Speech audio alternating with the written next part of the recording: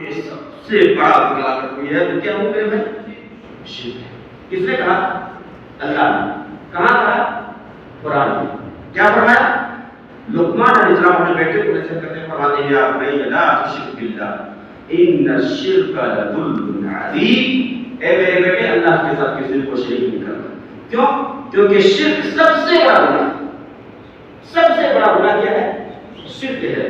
تو اللہ رب العالمین نے ہمیں مومن بنایا، ہمیں مسلمان بنایا، ہمیں اسلام کی ہدایت دی، اور الحمدللہ توحید میں ہم ہیں، یہاں پہ عمرہ بھی کرتے ہیں، نماز پڑھتے ہیں، بہت سارے اچھے اچھے کام کرتے ہیں، اور جب اپنے ملک میں جاتے ہیں تو کیا ہو جاتا ہے؟ شیطانی چال چل جاتے ہیں اور جا کر کے غیر اللہ کے خانے میں چلے جاتے ہیں، کہتے ہیں کیا حرض کی بات،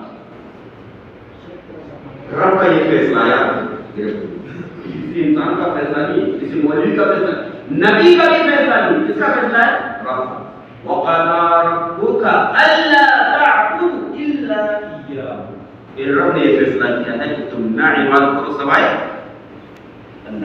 اللہ کی طرف کوئی عبادت نہیں۔ یہ اسلام کا پہلا رکن ہے۔ اسلام کا پہلا رکن کیا ہے؟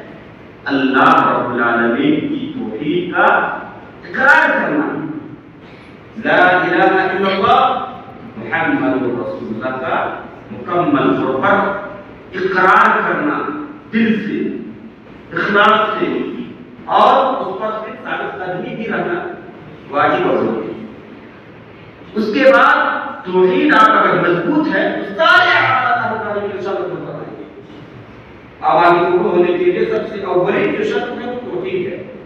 اگر آپ کا عقیدہ درست نہیں ہے، آپ غیر اللہ کو پکارتے ہیں، غیر اللہ کے افسانے میں جاتے ہیں، دوسروں کے سامنے جھکتے ہیں، یا عبد القادر جیلانی یا غوث المدد کے نعرے بھی لگاتے ہیں، اور آپ عمرہ بھی کر لیں، اگر توبہ نہیں کرتے ہیں تو عمرہ بھی کر لیتے ہیں، نماز بھی پڑھتے ہیں، صدقہ و خیرات بھی کرتے ہیں، روزہ بھی رکھتے ہیں، کوئی فائدہ